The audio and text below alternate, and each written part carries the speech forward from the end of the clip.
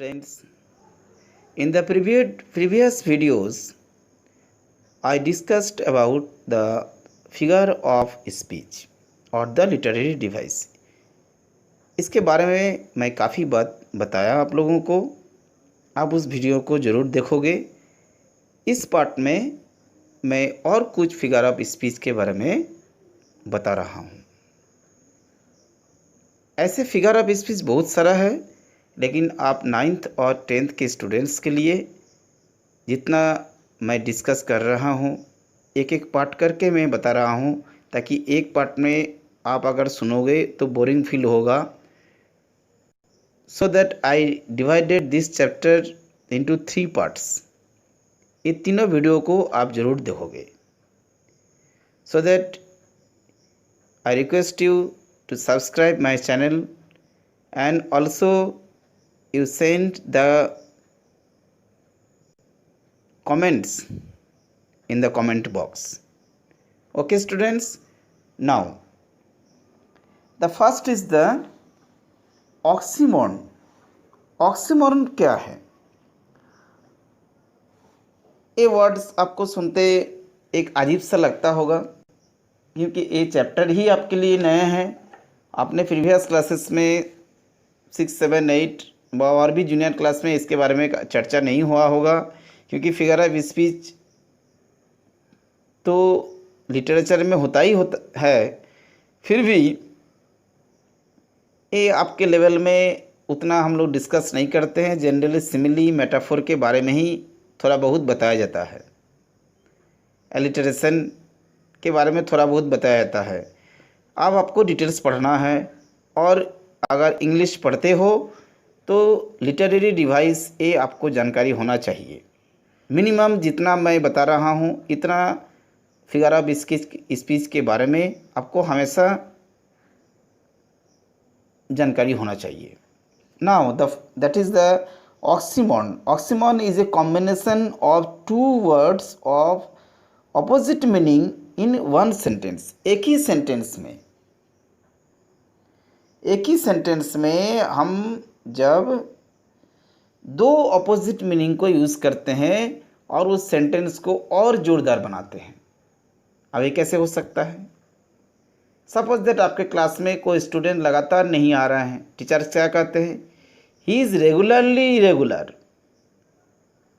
He is regularly irregular, ये हम कहते हैं। फर्स्ट एग्जाम्पल को भी देखो,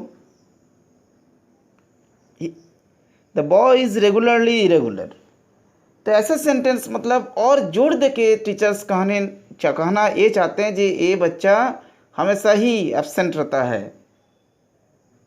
and that the speaker wants to emphasis the sentence, and the both the opposite words are used in the same sentence. Okay students, you understood it? Next you see there are so many examples are there. You see that is the question number example 6. Life is bittersweet. Bittersweet. These are all the oxymoron. Oxymoron, the figure of speech where the 2 opposite words are used in the same sentence. इतना ही आपको ख्याल रखना है। मतलब 2 opposite word, ever never ऐसा हम लोग बोलते हैं। नहीं मैं कभी नहीं जा सकता हूँ। I can't go there, I never ever will go there. Never ever ऐसे सेंटेंस। इरेगुलरली रेगुलर, इरेगुलर और रेगुलर दोनों अपोजिट वर्ड एक जगह में यूज हुआ है। तो ऐसे सेंटेंस को एक ही सेंटेंस में ऐसा अगर यूज़ होता है 2 अपोजिट वर्ड्स और इस सेंटेंस को और जोरदार बनाता है, तब हम उसको ऑक्सीमोरन कहते हैं। आपको समझ में आ गया होगा। नेक्स्ट बहुत ही इम्पोर्टेंट है, I will discuss with you, that is the onomatopoeia. ये शब्द भी बहुत उत्पटंगा है। आपको लगता होगा जितना लंबा चौड़ा वर्ड क्या है, ओनोमोटोपोइया क्या है। हमेशा स्टूडेंट्स को कोई पूछता है, कोई भी टीचर भी पूछता है, आपको से ही पूछे होंगे, बताओ जी ओनोमोटोपोइया क्या है। सी दैट वर्ड्स, ये कुछ नहीं है, ए साउंड है, sound flapping of the wing lips, सुने होंगे पोएम्स में ऐसे यूज होता है। Fluttering, buttering, rumbling, tumbling, hiss sound of the snakes, they are the hiss, buzz, thud, they are the all the sounds. This is onomatopoeia. Onomatopoeia is a figure of speech in which the sound suggests its sense or meaning. In this figure of speech, sound plays the most important role. Means that poems में ऐसा sound जो है उस poem को और सुंदर बनाता है। तब हम लोग इस फिगर ऑफ स्पीच को यूज करते हैं। पोएम ब्रुक में देखो, third example is there. I chatter chatter as I flow to join the brimming river. Previous course में ये पोएम था ब्रुक, द ब्रुक, छोटी सी नदी। आई chatter chatter as I flow, देखो चटर चटर ये आवाज़ है, चटरिंग sound.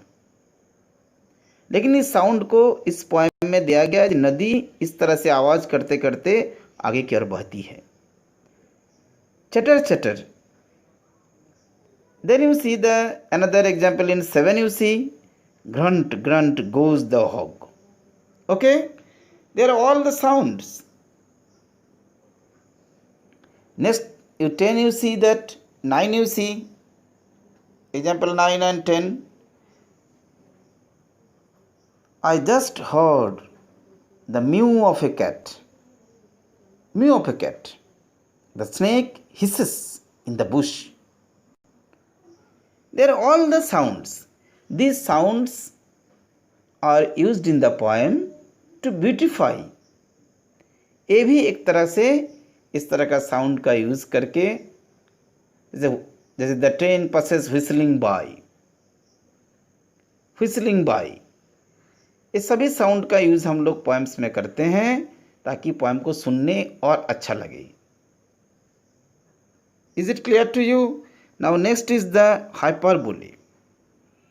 Hyperbole is the figure of speech. You see, hyperbole is a figure of speech in which a statement is made emphatic by overstatement. Means that, इसको आपको आसानी से हम बता रहे हैं, इसे हिंदी में अतिशक्ति अलंकार कहते हैं। मतलब बढ़ा चढ़ा के बोलना।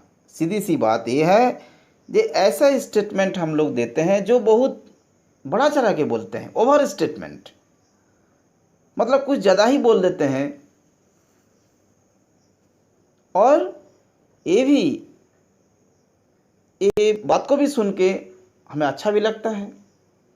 कभी कभी ऐसा होता है ना, जो कोई ओवर स्टेटमेंट देता है, कोई जगह में हम सुनते हैं ज़्यादा ही बढ़ा चढ़ा के बोलता है, तो लोग उसका भी आनंद लेता है, जबकि जान रहा है जो ये बात झूठ है। फिर भी हमें इसको ऐसे सुनने से हमें मज़ा आता है। इस तरह का सेंटेंस, इस तरह का जो सेंटेंस का कंपोजिंग है, ये हाइपरबोले है। Hyperbole, that is the figure of speech where the overstatement is used to emphasize the sentence. देखो, इस सेंटेंस में कई सेंटेंस इसमें आपको मैं बता रहा हूँ। एक बहुत ही फेमस स्टेटमेंट पोएम है Daffodils of William Wordsworth. Example 2, sorry. 10,000 saw at a glance. एक नज़र में मैंने 10,000 फूलों को देखा। बताओ, क्या वर्ड्सवर्थ ने फूल गिने थे? ऐसा नहीं है, ये ओवर स्टेटमेंट है। लेकिन ऐसे सेंटेंस अगर जब पोएम में हम पढ़ते हैं तो एक पोएम को एक सुंदर बनाता है और हमें भी अच्छा लगता है। 10,000 saw I at a glance. Next you see that third, reverse of blood flowed in the बटल, बोलते ना युद्ध में खून की नदी बह गई, खून की नदियाँ, ये सब तो हम हमेशा सुनते होंगे, खून की नदियाँ बहा देंगे, युद्ध में हमेशा यूज होता है, महाभारत के युद्ध में भी आपने देखा। तो ऐसे सेंटेंस बहुत बढ़ा चढ़ा के बोलना, over statement, this is hyperbole.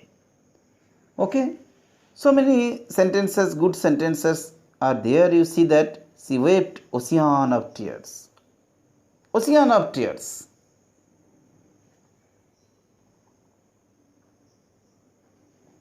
They are all the examples of hyperbole. The waves rolled mountain high. So all the examples you will read and you will enjoy it. English का ये chapter पढ़ना एक बहुत interesting है। अगर आप अच्छा से इसको पढ़ते हो, समझते हो, अगर समझते हो तो सब कुछ अच्छा है, अगर नहीं समझते हो तो हर चीज़ बोरिंग है। So that you learn, the students you learn this chapter with interest, so that you will enjoy it. Now next is the alliteration, अनुप्रास अलंकार। ये शब्द आपको बहुत ही पहचाना हुआ शब्द है। एलिटरेशन, आपने काफ़ी पोएम्स में एलिटरेशन का यूज़ को देखा है। एलिटरेशन एक रिपीटेशन ऑफ द साउंड है। Alliteration is a figure of speech in which the same letter or sound occurs at the beginning of two or more words in succession. लगातार, succession means लगातार एक तरह का sound आपको मिलते जाएगा। ये भी पोएम को बहुत मज़ेदार बनाता है। बहुत सारा अच्छा पोएम्स में एलिटरेशन का यूज़ हुआ है,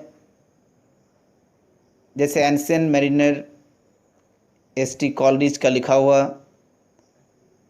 आपको याद होगा, it cracked and growled and roared and हाउल्ड।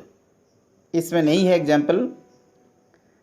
तो this are the example of alliteration, cracked, D sound, growled and roared, howled and. In your examples you see number 2, बहुत सुंदर एक एग्जाम्पल है, सी sang a song of sixpence. You see that SS sound, SS sound, she sang song 6, SS sound is repeated. Next 3 you see,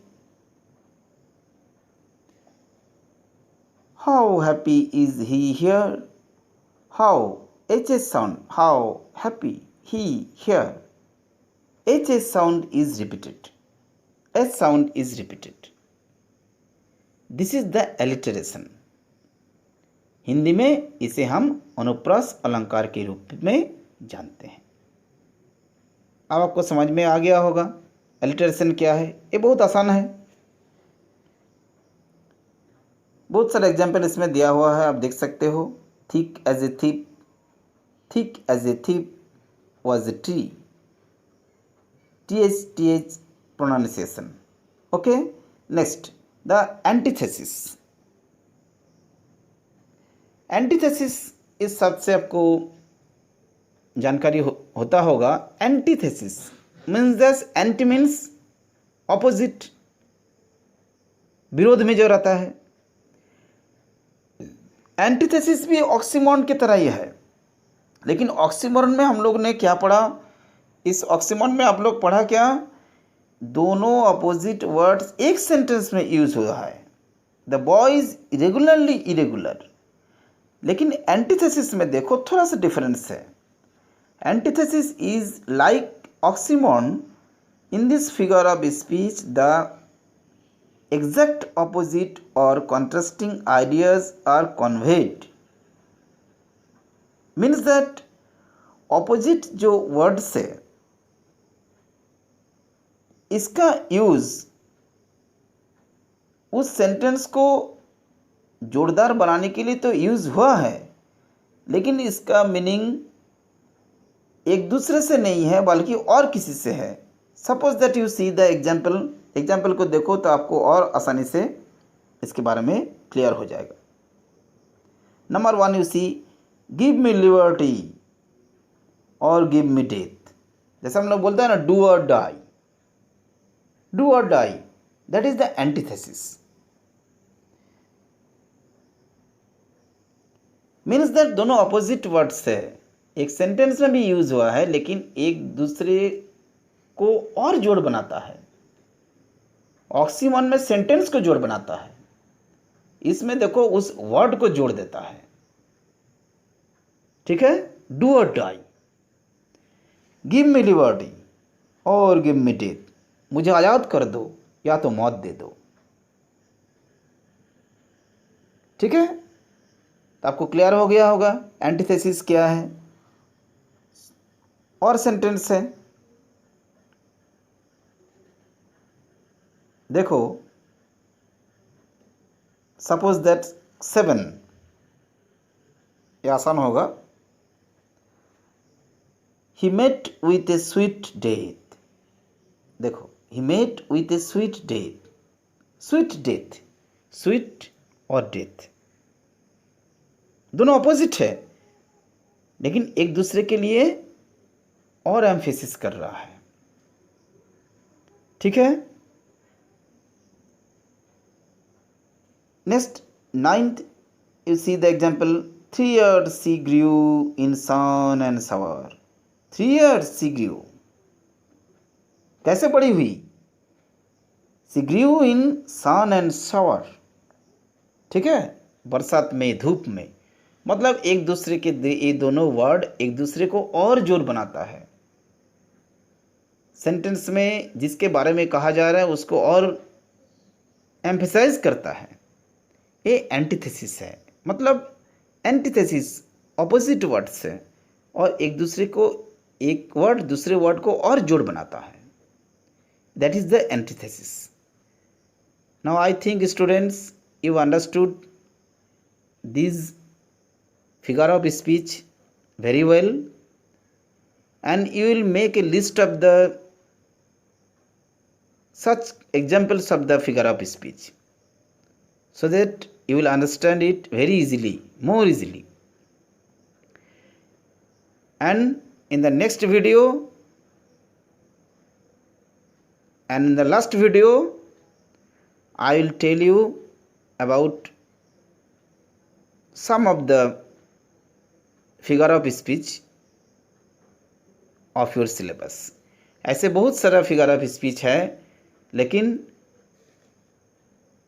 आपके लिए मैं कुछ ही बताऊंगा ताकि आपको एग्ज़ाम में भी सुविधा हो और आपका सिलेबस का पोएम्स में भी उसी से रिलेटेड फिगर ऑफ स्पीच है। Okay students, good bye.